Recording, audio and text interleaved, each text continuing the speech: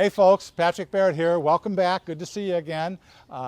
Your favorite driver education guru, and of course the author and creator of Driver Ed in a Box. So we're finishing up our series on targeting today. This is part 7 of our targeting series. And what's this one about? This is about targeting when you're parallel parking.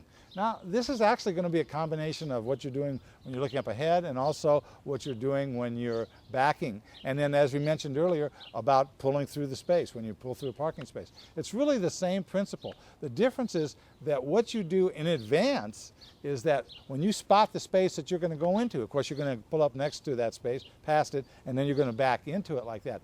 But what you do actually is you have several targets here. Why? The first target is the pull over, almost like pull over to the curb. Of course, you're not pulling over that far. You're pulling over to, there's a parked vehicle here, another parked vehicle back there. So you're pulling up next to, even or just slightly past that parked car next to it. So you've already drawn that path. Again, your target should be way up ahead, not looking at that car. If you're looking at the car, where does the vehicle go? It goes into it. Remember, the vehicle goes where you're looking. You project that path ahead, you come up what?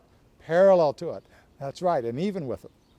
Then when you back up, what's your target? You now have to what? Target like that. That's right. Your target is coming in and out. So you have to draw in your mind's eye, while you look to the rear, the path that the rear pivot point is going to track over all the way to come back in there.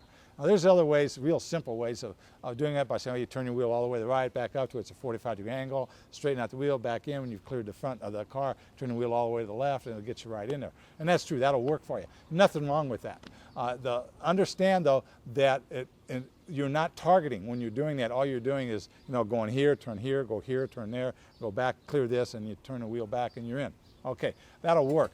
But what you really want to learn to master is how to target up ahead and imagine the path that the forward pivot point is going to go when you pull up next to the vehicle, and from there the rear pivot point is going to track to get you back in. When you can do that, you've really mastered targeting.